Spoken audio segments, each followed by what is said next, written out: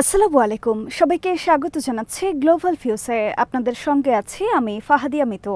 আজ জানাবো আন্তর্জাতিক গণমাধ্যমে আলোচিত সংবাদ ও বিশ্লেষণ। লোহিত সাগরে অবস্থান করা মার্কিন বিমানবাহী রণতরী ইউএসএস হ্যারি ট্রুম্যান এবং এর সঙ্গে থাকা যুদ্ধ জাহাজগুলোতে ভয়াবহ আঘাত এনেছে ইয়েমেনের হুথি আনসারুল্লাহর নেতৃত্বাধীন সশস্ত্র বাহিনী। বাহিনীর মুখপাত্র ব্রিগেডিয়ার জেনারেল ইয়াহিয়া সারি সোমবার এই তথ্য জানিয়ে বলেছেন, নৌবাহিনী, ড্রোন বাহিনী ও মিসাইল ইউনিট যৌথভাবে এই হামলা চালায়। হামলায় ক্রুজ মিসাইল ও অ্যাটাক ড্রোন ব্যবহার করা হয়। সারি জানান, এরপর নির্দিষ্ট এলাকা ছাড়তে বাধ্য হয় এই মার্কিন রণতরী। মার্কিন রণতরী ও যুদ্ধ জাহাজগুলোতে আঘাত হানার পাশাপাশি ইসরায়েলের আসকালানে একটি গুরুত্বপূর্ণ অবস্থানে ড্রোন হামলা চালান তারা। এতে ইয়াফা শ্রেণীর ড্রোন ব্যবহার করা হয়। হামলার লক্ষ্য অর্জিত হয়েছে বলে জানান হুথি মুখপাত্র। মার্কিন বিমানবাহী রণতরীতে সমন্বিত হামলা চালানোর সময় রণতরী থেকে একটি FA-18 সুপার হর্নেট যুদ্ধবিমান সাগরে পড়ে ডুবে গেছে। যুদ্ধবিমানটির দাম $6 কোটি বেশি। একজন মার্কিন কর্মকর্তা জানান, প্রাথমিক তথ্য অনুযায়ী ইয়েমেনের হুথি আনসারুল্লাহর যোদ্ধাদের ছোড়া ক্ষেপণাস্ত্রের আঘাত এড়াতে রণতরীটি বড় ধরনের একটি বাঁক নিয়েছিল। তখন যুদ্ধবিমানটি সাগরে পড়ে যায়। এ ঘটনায় একজন নাবিক আহত হয়েছেন বলে জানিয়ে নৌবাহিনীর বিবৃতিতে বলা হয়, রণতরীর যুদ্ধবিমান রাখার স্থানে FA-18 বিমানটি টেনে নেওয়া হচ্ছিল। এ সময় ক্রু যুদ্ধবিমানটির নিয়ন্ত্রণ হারিয়ে ফেলেন। এতে যুদ্ধবিমান ও সেটিকে টেনে নেওয়ার কাজে ব্যবহৃত ট্রাক্টর দুটি সাগরে পড়ে যায়। বিবৃতিতে আরও বলা হয়, যুদ্ধবিমানটি সরিয়ে নেওয়ার কাজে নিয়োজিত ক্রুরা বিমানটি সাগরে পড়ে যাওয়ার আগে বেরিয়ে আসতে তাৎক্ষণিক পদক্ষেপ নেন। আরেকজন মার্কিন কর্মকর্তা বলেছেন, যুদ্ধবিমান এবং ট্রাক্টর দুটিই ডুবে গেছে। এর আগে গত ডিসেম্বরে ইউএসএস ট্রুম্যান আরেকটি FA-18 যুদ্ধবিমানকে ভুলবশত ভূপাতিত করে লোহিত সাগরে থাকা মার্কিন বিমানবাহী রণতরী USS গেটিসবার্গ। ওই ঘটনায় 2 পাইলট নিরাপদে যুদ্ধবিমান থেকে বেরিয়ে আসতে সক্ষম হয়েছিলেন। এদিকে হুথি যোদ্ধাদের বিরুদ্ধে চলমান সামরিক অভিযানে মধ্য মার্চ থেকে যুক্তরাষ্ট্র 7টি MQ-9 রিপার ড্রোন হারিয়েছে বলে সোমবার এক মার্কিন কর্মকর্তা জানিয়েছেন। নাম প্রকাশ না করার শর্তে ওই কর্মকর্তা বলেন, 15 মার্চ থেকে 7টি MQ-9 খোয়া গেছে। তবে এসব ড্রোন হারানোর সুনির্দিষ্ট কোনো কারণ উল্লেখ করেননি তিনি। এ ধরনের প্রতিটি ড্রোনের দাম $3 কোটি বেশি বলে জানিয়েছে AFP। এর আগে হুথিরা জানিয়েছেন, ইয়েমেন ও ফিলিস্তিনের গাজা উপত্যকায় আগ্রাসনের জবাবে তারা এসব মার্কিন ড্রোন ভূপাতিত করেন। বিশ্লেষকদের মতে, হুথি যোদ্ধাদের মনুষ্যবিহীন ড্রোন চিহ্নিত করার প্রযুক্তিগত সক্ষমতা উল্লেখযোগ্যভাবে বেড়েছে। এসব ঘটনা তারই স্পষ্ট ইঙ্গিত। গাজায় যুদ্ধবিরতি নিয়ে কায়রোর আলোচনায় গুরুত্বপূর্ণ অগ্রগতি হয়েছে বলে রয়টার্সকে জানিয়েছে দুটি মিশরীয় সূত্র। তারা জানান, সম্পৃক্ত পক্ষগুলো গাজা উপত্যকায় দীর্ঘমেয়াদী যুদ্ধবিরতি নিয়ে ঐক্যমত সহ বেশ কয়েকটি গুরুত্বপূর্ণ বিষয়ে একমত হয়েছে।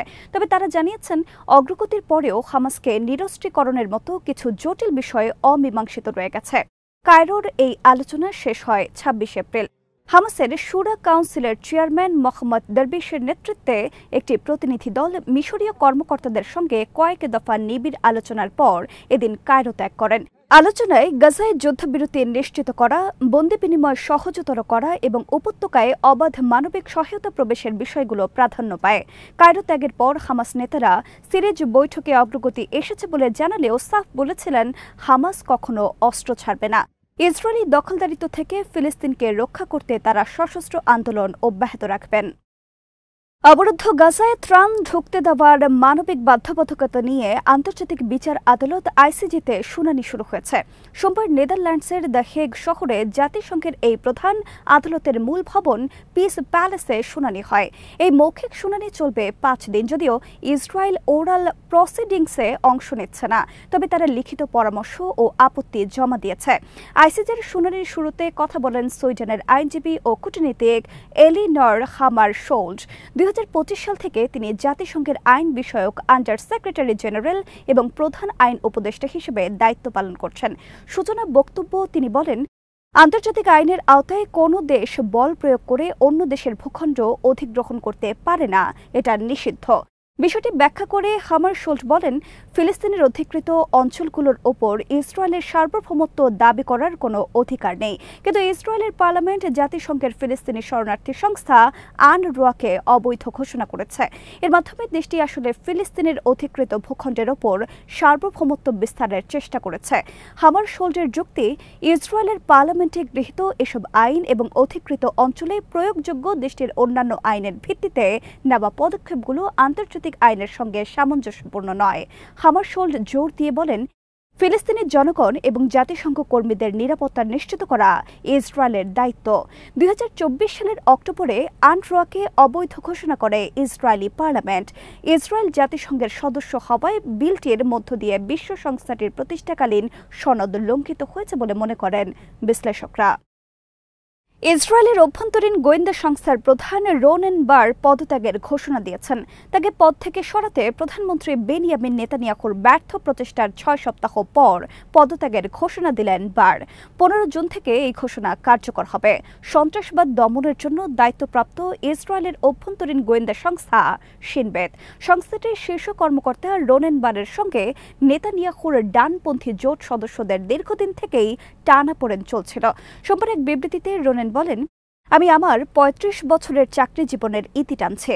আগামী 15 জুন আমি পদত্যাগ করার সিদ্ধান্ত নিয়েছে। এই সময়সীমার মধ্যে একজন যোগ্য ও পেশাদার উত্তরসূরিকে বেছে নেওয়া হবে এবং তার হাতে দায়িত্ব অর্পণ করা হবে। এর আগে 16 মার্চ নেতানিয়াহু প্রকাশ্যে বারের প্রতি তার আস্থার অভাবের কথা জানান।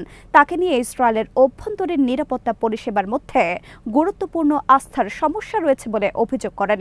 অন্যদিকে বার বলেন, নেতানিয়াহু নিজের বিরুদ্ধে চলমান বিক্ষোভ দমন করার এবং নিজের দুর্নীতির বিচারকে প্রভাবিত করার অনুরোধ জানিয়েছিলেন।